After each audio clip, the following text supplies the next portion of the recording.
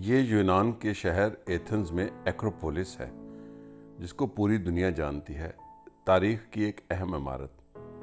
लेकिन क्या हम अपनी तारीख़ से आगाह और आशना हैं? ये एक अहम सवाल है। बर्रे सगीर पाक व हिंद की गुमशुदा तारीख़ के एक वर्क को देखने में यूनान के शहर एथेंस पहुंचा। बर्रे सगीर पाक व हिंद पे बरतानिया की हुकूमत रही। पहली जंग अज़ीम में उसने यहाँ से फ़ौजी भर्ती करके तकरीबन 10 लाख लोगों को जंग में धकेला।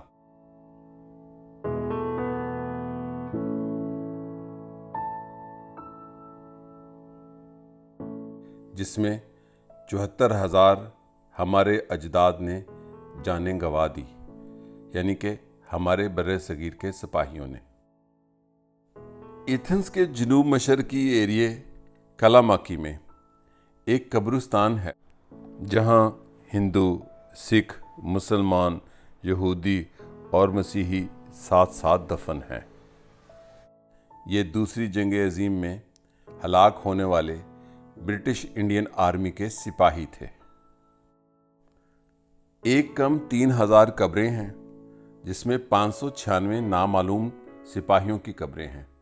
जिनके नामालूम हैं उनके कुतबे भी लगे हैं, हिंदी में, अरबी में, अंग्रेज़ी, हिब्रू में और यूनानी ज़बान में। हिंदुओं की कब्रें भी इसलिए बना दी गईं कि वहाँ पर यही मुमकिन था, लेकिन नामालूम सिपाहियों की कब्रों के निशान भी वहाँ नस्ब कर दिए गए, कुतबों की शक्ल में। एथेंस के समुद्री किनारे से चंद किलोमीटर के फासले पर फेलेरोन वॉर सेमेट्री, एथेंस मेमोरियल भी इसको कहते हैं, मैं देखने अपने दोस्त ताहिर चीमा के साथ वहाँ पहुँचा। ये कब्रें एक अजीब दास्तान बताती हैं कि वो सपूत जो अपने वतन से जंग लड़ने आए यूरोप के मुख्तलिफ ममालिक में और हलाक हो गए, उनकी यूनान में कब्रें। यूरोप भर में ऐसी कई कब्रें और कई कब्रिस्तान हैं जहाँ पर बरतानिया के वो सिपाही जो हिंदुस्तान से भर्ती किए गए थे, उनकी कब्रें हैं।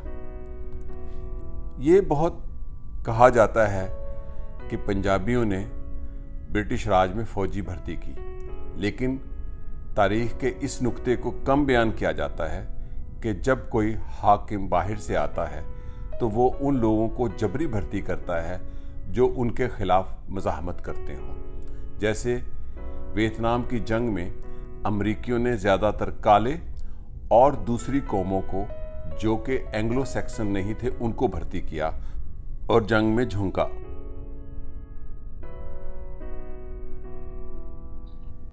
एथेंस के जनूब मशरकी हिस्से में दूसरी जंग अज़ीम के इन सिपाहियों का ये कब्रिस्तान हमें जंगों की हलाकत तो बताता है, लेकिन उन हिंदुस्तानी सिपाहियों की दास्तानें भी बताता है जो यूगोस्लाविया के बॉर्डर पर बरतानिया की जंग लड़ते हुए हलाक या शहीद हुए।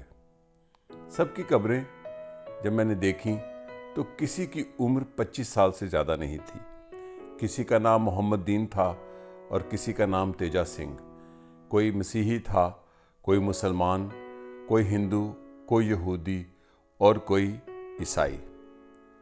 दूसरी जंग अज़ीम में आप ये अदाद शुमार सुनकर हैरान हो जाएंगे कि ब्रिटिश इंडियन आर्मी ने जो भर्ती की, जब दूसरी जंग अज़ीम शुरू हुई तो ब्रिटिश इंडियन आर्मी में सिर्फ 2 लाख हिंदुस्तानी सिपाही थे, लेकिन जब जंग तेज़ हो गई तो उनकी तादाद 25 लाख हो गई। और दूसरी जंग अज़ीम में हिंदुस्तान के सिपाहियों को जंग का ईंधन बनाया गया। इसमें ज़्यादातर सिपाही पंजाब से थे और कुछ दूसरे खित्तों से भी थे।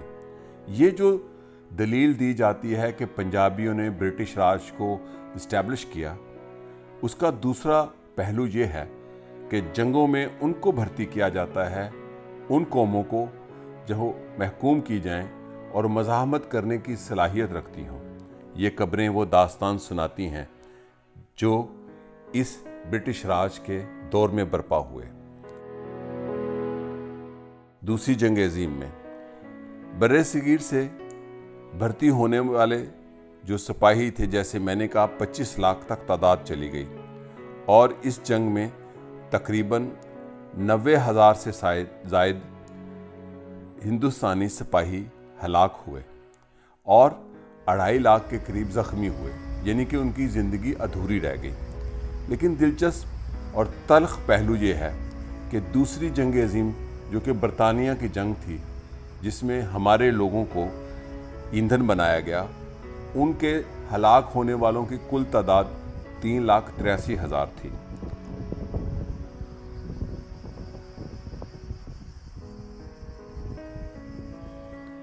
फेलरन वार सिमेट्री यानी एक कब्रिस्तान देखते देखते एक वक्त तो मैं आबदीदा हो गया जब कब्रों के खुतबे पढ़ रहा था।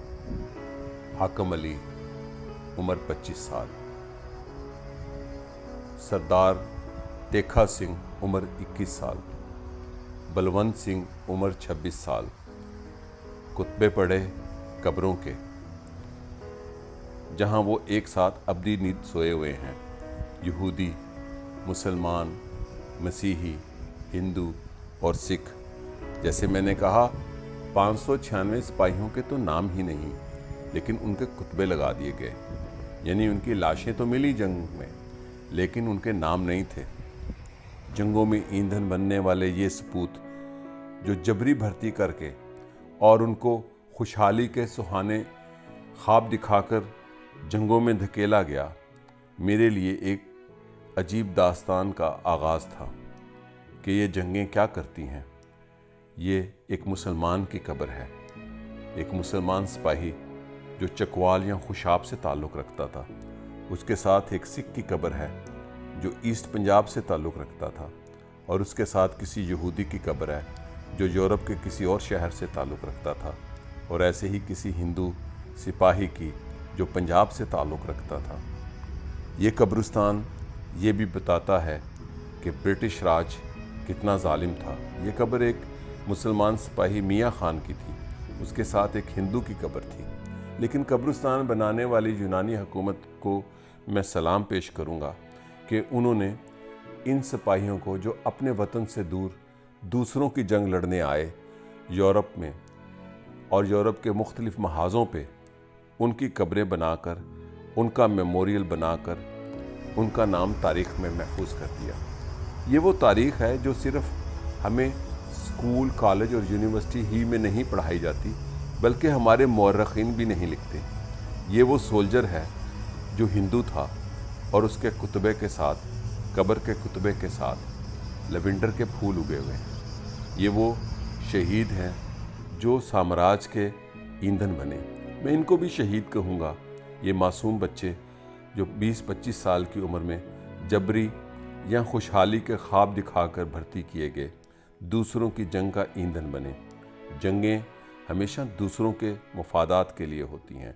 जो जंग लड़ता है उसका मफादात आर्जी और सानवी होता है। ये कब्रिस्तान एथेंस के एक महल्ले में वाक़या है, एक खूबसूरत महल्ला, और वसी बाग और पार्क इसके साथ साथ है, और मरकज़ में एक बड़ी सलीब का निशान बनाया गया है। फेलरन वार सिमेट्री देखते देखते मैं जितना उदास हुआ वो एक सयाह ही जान सकता है। एक ऐसा सयाह जो तारीख़ से, जो हमअसर तारीख़ से और उस तारीख़ में दिलचस्पी रखता हो जो बयान नहीं की जाती और कम लिखी जाती है। लेकिन इस तारीख़ को मैंने अपने वीडियो कैमरे में इसलिए महफूज किया कि मेरे वतन के नौजवान और दोस्त ये देखें कि हमारी तारीख़ के ये वो औराक हैं जो हमारे मौरख़ीन, लिखने वाले अदीब और दानिश्वर भी बयान नहीं करते, और ख़ुसूसन तारीख़ का वो पहलू जो इस कब्रिस्तान में दफन है। वो पहलू है साम्राज्य और इस्तेमार का जबर और जुल्म, कि कैसे दूसरी जंग अज़ीम में 2 लाख ब्रिटिश इंडियन आर्मी की तादाद बढ़कर 25 लाख में हो गई। ये दास्तान पूरे यूरोप में फैली हुई है ब्रिटिश इंडियन सोल्जर्स की, और اس کا قبرستان ایک میں نے ترکی میں بھی دیکھا، جو کہ 1915 میں شہید ہونے والے ہندوستانی سپاہیوں کی ہے۔ اس کی داستان کا پہلو بالکل مختلف ہے، لیکن فیلرن وار سیمیٹری، ایتھنز میموریل بھی اس کو کہتے ہیں، یہاں پر انگریزی اور یونانی زبان میں ان سارے سپاہیوں کے نام لکھے ہیں جو یوگوسلاویہ کی جنگ میں 1939 سے 1943 تک ہلاک ہوئے، جنگ لڑتے ہوئے، اور زخمی ہونے والے تو واپس وطن پہنچ گئے۔ کتنے خاندان ہیں جن کو پتہ ہے کہ ان کے بیٹے اس دھرتی میں دفن ہیں جس کا نام یونان ہے، اور اس کے شہر ایتھنز کے اس محلے میں۔ خوشاب، چکوال، جہلم، پنجاب، مشرقی پنجاب کے یہ سپوت استعمار کا ایندھن بنے۔ میں انہیں شہید ہی کہوں گا، ایسے معصوم بچے جو جبر یا استعمار کی خوشحالی کے خوابوں کا شکار ہو گئے۔ میرے دوست طاہر چیمہ کا شکریہ کہ وہ مجھے اس مقام پر لے گئے، تاریخ کے ایک ایسے گوشے پر جو تاریخ کا ورق ہمیں پڑھایا نہیں جاتا، ہمیں دکھایا نہیں جاتا۔ ایتھنز کے یہ شہید اور ان کے اہل خانہ، کیا ان کو پتہ ہے کہ ان کے بیٹے یہاں دفن ہیں؟ یہ ایک لسٹ ہے، ڈھونڈنے والے اگر کسی کو دلچسپی ہو تو ڈھونڈ سکتے ہیں، اور یہاں ہیں 1 + 3,000۔ یہ قبریں دوسری جنگ عظیم کے ان سپاہیوں کی یادگار ہے جو یوگوسلاویہ کے سرحد پر مارے گئے، لیکن اس کے بعد یونان کے اندر ہونے والی سول وار میں ہلاک ہونے والوں کی قبریں بھی یہی ہیں، یعنی کہ یہ قبرستان وسیع ہوتا گیا۔ ایسے سپاہی جو استعمار کا ایندھن بنے، میرے بزرگوں کی قبریں ہیں، یہ میرے وطن کے سپوتوں کی قبریں ہیں جو استعمار کے جبر اور استعمار کے خوشحالی کے خوابوں کا نشانہ بنے۔ فیلرن وار سیمیٹری، ایتھنز دیکھنے کے بعد جب میں باہر آیا تو میری اداسی مجھ سے نہیں دیکھی جا رہی تھی کہ وہ نوجوان بچے جو اپنے وطن سے مسکراتے آئے اور کبھی اپنے وطن لوٹ نہ پائے۔